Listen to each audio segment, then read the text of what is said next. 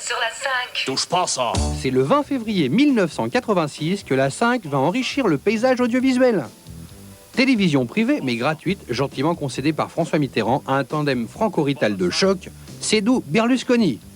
Mais, un an plus tard, jour pour jour, le gouvernement Chirac annule la première concession de la 5, qui sera désormais présidée par Robert Hersan et animée par Berlusconi Silvio. Après une série d'échecs et de conflits, la chaîne reprend du poil de la bête et connaît un relatif succès d'audience, grâce à une nouvelle politique de programme axée sur l'information et le sport. Pas de chance, on y croyait. Et pourtant, en juillet 89, on compte un déficit de 1,7 milliard de francs. Un conflit éclate alors avec les actionnaires, peu ravis. On les comprend, ce qui paralyse la gestion de la chaîne et fait chuter l'audience. L'été suivant, alors que les plages se remplissent, le groupe Hachette arrive en sauveur financier et rachète 25% des parts de la 5. Dans un bel élan créatif, la chaîne crée 22 émissions nouvelles, comme Voisin-Voisine, change le logo et l'habillage.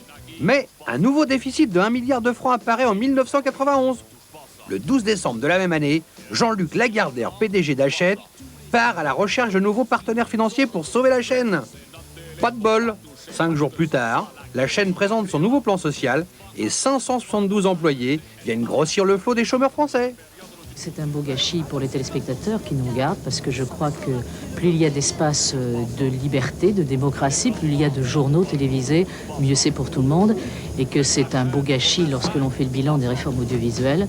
Car le constat aujourd'hui, c'est qu'on va se retrouver dans une situation d'avant 1975, dans la situation de l'ORTF, avec 3 chaînes, 3 rendez-vous d'information. C'est bien dommage d'avoir multiplié des chaînes pour en arriver là.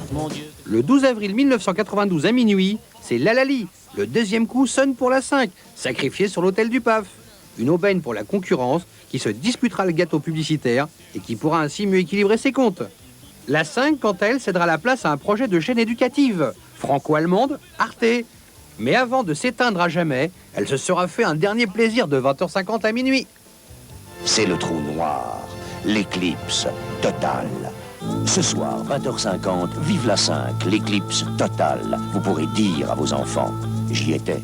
L'audience, 41,5%, fut la plus forte jamais enregistrée depuis la création de la chaîne.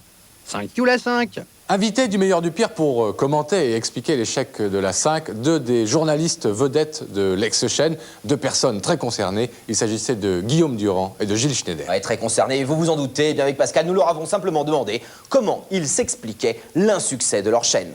Je crois qu'il y a d'abord un péché de naissance, c'est que c'est une chaîne qui est née à gauche grâce au président de la République et qui immédiatement a été contestée par tout le monde, ses amis politiques, ses ennemis politiques et les autres chaînes. Donc il y avait un problème à la base. Contexte difficile. Contexte terriblement difficile. Et puis deuxièmement, il y a un problème d'identité. Le pouvoir, quel que soit le pouvoir, à gauche comme à droite, a toujours voulu fabriquer une chaîne suivant la célèbre formule populaire et de qualité.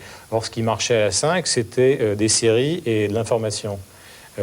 Donc, à partir du moment où on vous force à faire, où on demande aux opérateurs successifs de faire une chaîne dont on sait pertinemment qu'elle ne marchera pas, ça peut que se terminer douloureusement. Moi, je suis tout à fait d'accord avec Guillaume. Soit c'était ciné and news, comme on dit, série et information, et ça marchait bien. Il y avait un taux d'écoute intéressant, mais on n'était plus dans le cahier des charges et on se prenait des amendes, et donc c'était pas viable.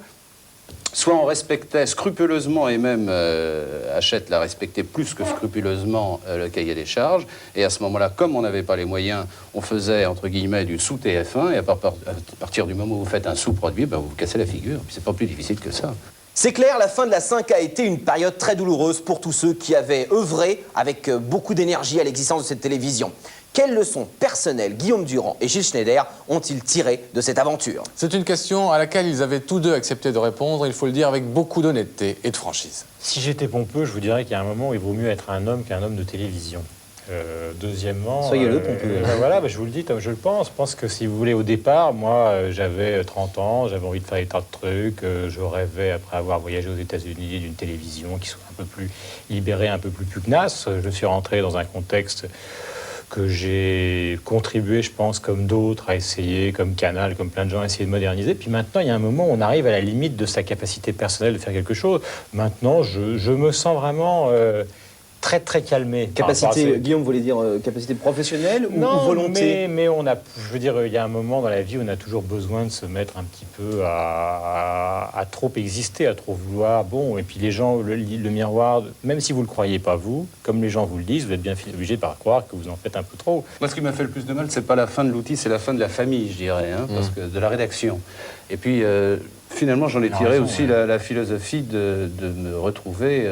On est avant tout journaliste.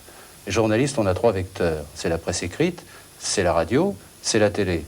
J'ai commencé il y a 30 ans ce métier et j'ai pu travailler dans ces 3 vecteurs. Là, je me suis retrouvé dans la radio après avoir fait de la télé. Demain, je ferai peut-être de la presse écrite et peut-être que je retournerai un jour à la télé ou peut-être que je ferai les deux en même temps. Bon.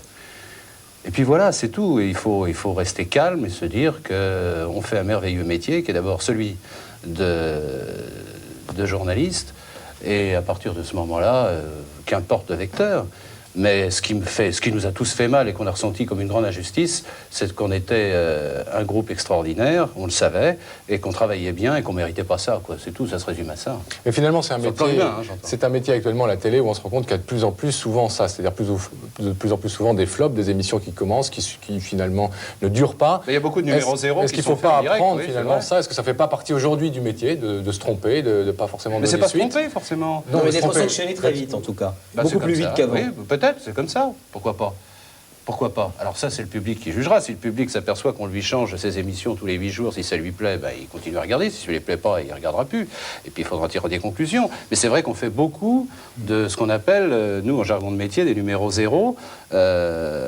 Diffusés. Diffusés. Oui. Voilà. Est-ce que c'est trop? Est-ce que Ça c'est m'est une arrivé tendance aussi trop sur une forte autre en ce moment? chaîne. Moi, je crois aussi, il y a un autre. Bon, il y a ça. Et puis, il y a un autre phénomène, c'est que personne ne fait la même télévision. Je veux dire qu'il y a des journalismes différents, et maintenant, c'est clair, en matière notamment d'audience, les gens qui travaillent à Canal Jimmy, qui travaillent à TF1, qui travaillent à France 2, qui travaillent à Canal, ou qui travaillent à Planète ou ailleurs, enfin, Planète, c'est des documentaires, ils font pas la même télévision. C'est toujours la télévision, mais c'est pas la même télévision. Je sais que c'est bizarre de dire ça, mais les impératifs d'audience de la plupart des émissions de France 2 ne tiendraient pas 5 minutes sur TF1 et Canal+, pareil. Ce qui ne veut pas dire que du côté de TF1, on est tort ou que ce soit que des héros. Ce sont des télévisions différentes maintenant qui doivent cohabiter et donc les risques sont différents. Il y a des handicaps qu'on aime bien franchir, on aime bien les challenges. Hein, quand on vous propose une émission, même si elle dure une seule émission, eh bien, C'est intéressant de tenter. C'est intéressant de tenter le coup, pour faire n'importe quoi, pour faire de la télé, c'est évident. Mais si on est intéressé, on tente le coup.